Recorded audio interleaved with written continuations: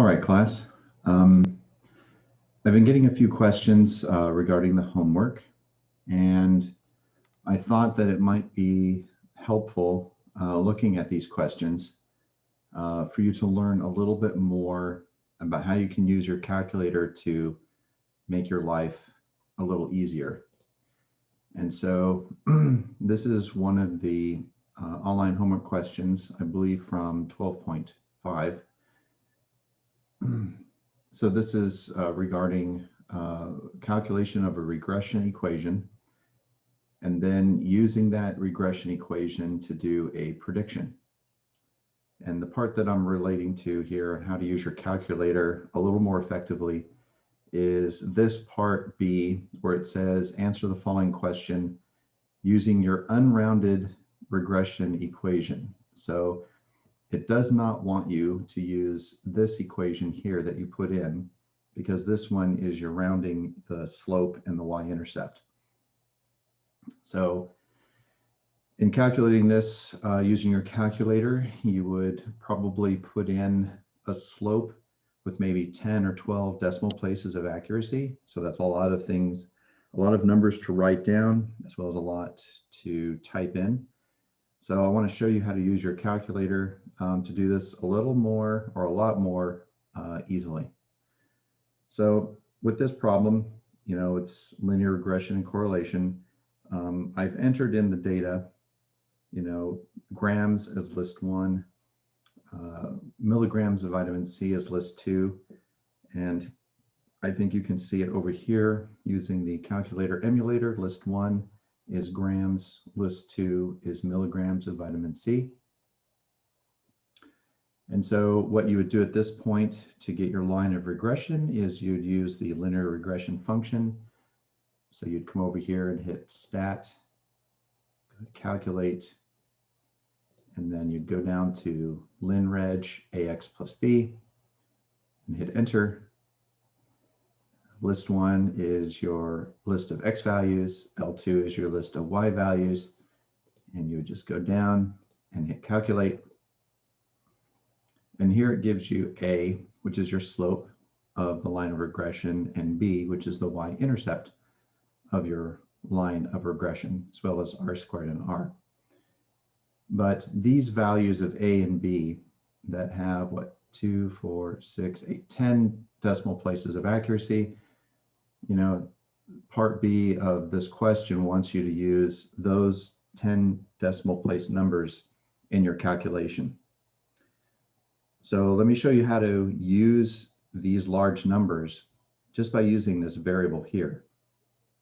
So in this problem, it says if we test 195 grams of raspberries, so this 195 is going to be the value of x that you're going to be putting into this slope-intercept formula equation. So we're going to have 0.4592, so on, times 195 plus a negative 14 point so on. So let's look and see how we can do this on the calculator. So the calculator has already taken this long decimal place number and put it into this variable a, which is stored on the calculator. And it's taken this negative 14 decimal number and placed it into the variable b. So let me show you how to access these. So if you go to vars, which stands for variables, and then scroll down to statistics, and then go over to equations, then when you go down this A and hit enter, now I'll hit enter again, you can see it has 0.45, it has that decimal number, and that's being stored in this variable A.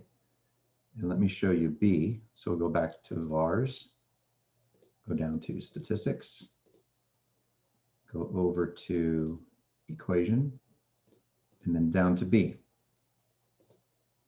Hit enter.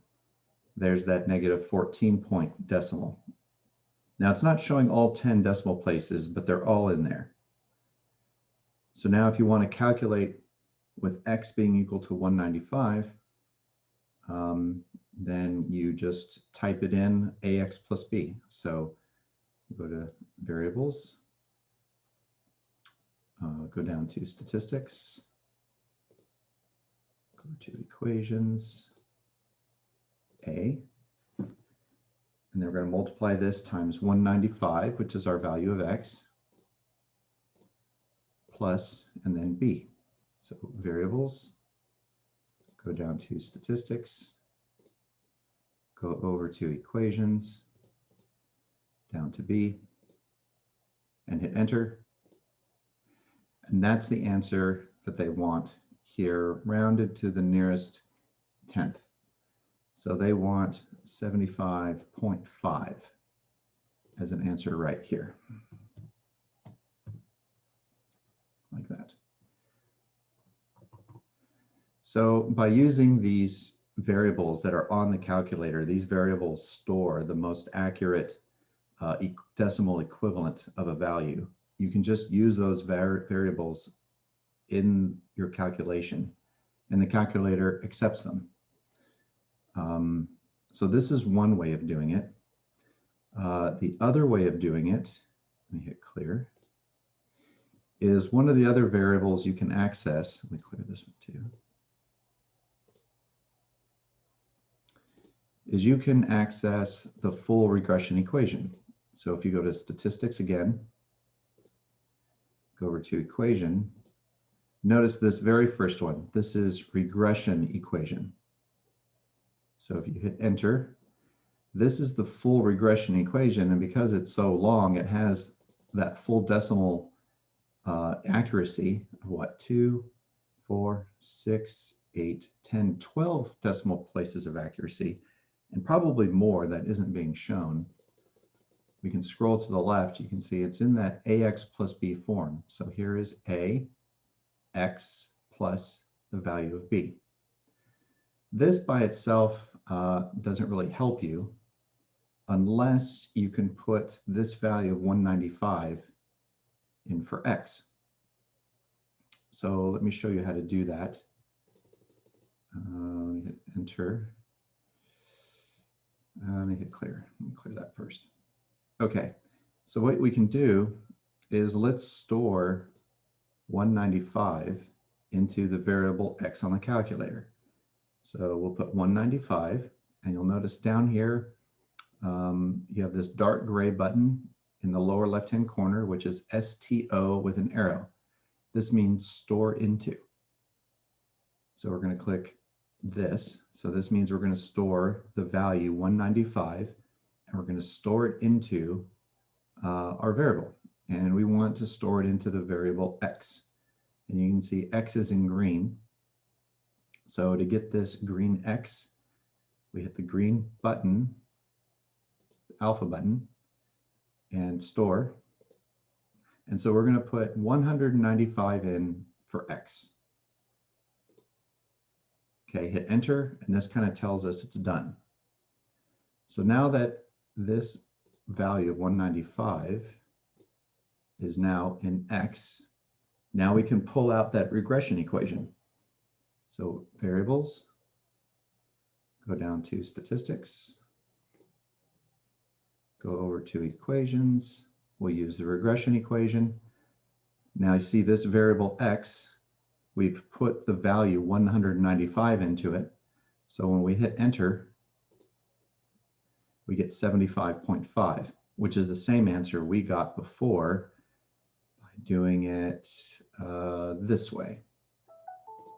Variables, go down to statistics, go over to equations. Okay, there's A, and then we want to put in 195 plus, and then we want to put in B.